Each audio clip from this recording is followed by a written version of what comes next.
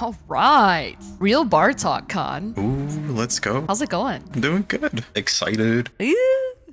All right, man. So I recently just played through the free-to-play game on Steam for PC called Exit: Echoes of Insanity. Con, you were there. You were watching. Yep, it's definitely there. So for starters, let's talk about atmosphere. The game for me, because I was the one playing it, obviously things are revved up because I'm anxious. Because, you know, it's a horror game. For me, the thing that carried the atmosphere was obviously the sound design. I liked that it had this low hum the whole time, kind of like, there's movement in the air, but there's nothing here. It's just one tone. Yeah. That kind of helped keep, I guess, the tension. The tension going, yeah, I've noticed that too. It's like a really low white noise, in the background. Yeah. But yeah, it definitely kept the player, on their toes, and I feel like if I were, to play this game, it would definitely have that effect on me too. So it does keep that atmosphere, even when nothing is happening. I felt tense the whole time, especially how they strategically placed certain assets within the game, just barely tucked behind corners or, things like that. It helped rev up that atmosphere too, because there was otherwise no sound happening besides that low hum. So it was just it was primarily a visual scare. Yeah. That you just weren't expecting. There were parts that were kind of loud and parts that were just not loud enough. The chase music was really loud, and then certain environmental sound effects were very quiet. Yeah. I don't even think I could really hear the protagonist walking. Did you hear him walking? No, I felt the same when I was watching you play. I felt like the balancing and the volume was kind of all over the place. Yeah. But I could not hear him walking. But some areas are louder than others. The music sometimes would jump scare me itself because of how quiet the game is. But yeah, there's definitely a balancing issue when it comes to the volume. Yeah, definitely. Gameplay wise, for an indie game that's free to play, this was pretty fun to play. I had a blast. I mean, there were no issues with interacting with anything or using the inventory system. There were no bugs in that regard. The only kind of thing that didn't feel very fluid was the reaction time that you have between you attacking the enemy versus it starting its attack animation on you. Oh, yeah. I mean, I died once when I was mid-attack animation, but because I guess I was just too late and the window is so small, I died anyway. Yeah, so it looks like it kind of warps you into a cutscene, right? Is that what happened? It warps you into your, you are dead screen. And it shows that animation of the enemy, how it takes you out, basically. Oh, and God. That's another thing with that is the sound of that. You went from this low hum to this crazy fast chasing music to this overly distorted death scene. And the enemy's just so I was like, whoa.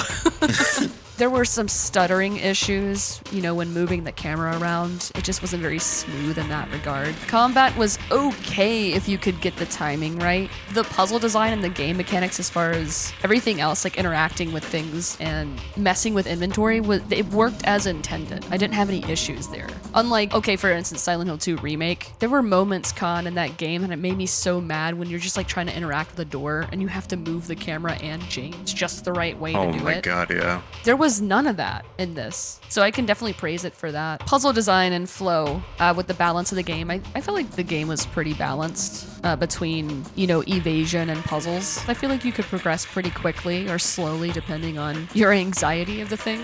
What do you think? Yeah, I think the puzzles were pretty straightforward. There was anything too complex. They were pretty basic, which I find, the game's flow to be good for that very reason. So I enjoyed that. There's anything too overly complicated like a lot of games do. Yeah, it's pretty straightforward. Once you progress and you stop dying and you go a little further each time. Yeah. It's okay, yeah, I know what I'm doing here and everything's good. Especially if you're used to these types of horror games anyway, the survival horror aspect of puzzles. This just becomes second nature. As far as the story goes, there was definitely something there. They were building on something. And then, it was over. Yeah. I don't really want to talk about exactly what was going on because I feel like it's a part of the experience, and the experience is pretty short. Yeah, it's relatively short, yeah. Yeah, I don't want to reveal it. There is voice acting acting in the game that I thought was pretty good. The cutscenes were pretty cool too. Emotionally, I felt like it was just more spooky than anything. Like, what's going on here? Not necessarily like a deeply emotional connection to the characters or the protagonist, just because they were just building on this little story in a little game. The game is relatively just simple overall. It's still a fun experience, especially some of the jump scares and enemies. I think my favorite enemy was the one that kept appearing for you. Every time you turn your back, like it'll go to just a whole different location. I feel like that's freaking freaky. I like that a lot. They knew exactly where to put some of that shit to scare the player. Yeah.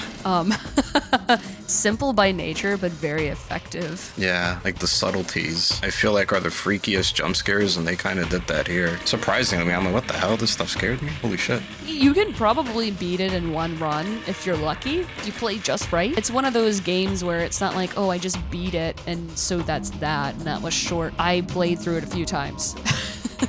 I had to, because you have to understand the way to play it, figure out where the loops are and what's happening. Yeah, there's also no checkpoints. No, there aren't. You die, you go right to the beginning. So it's like, oh, okay, echoes of insanity. It's making me insane. Okay. I mean, it makes sense. It's a relatively short game. So, I mean, what do you think? Yeah, it's a fun game. I mean, it's free to play too. So it's a fun little game to vibe on. Yeah, it's a really cool experience. I enjoyed it. I feel like the length and the replayability is just right. I feel like, once you beat it one time, you don't necessarily feel the drive to go back to it. Oh yeah, by the way, the game is like half in English, half in Spanish, but it's got you covered on both sides. I thought that was really awesome. I loved that. Yes. Samarape Studio. That is the developer. If you like a little bit of psychological horror, pursuer horror, meaning like stalker type enemies, supernatural elements, and a little bit of lore, a little bit of a story, this one's definitely for anyone who vibes with any of that. This game is very fun. It's fast and it does its job. If you enjoy games like this, make sure to like and subscribe to Dead Lantern and stay until dawn.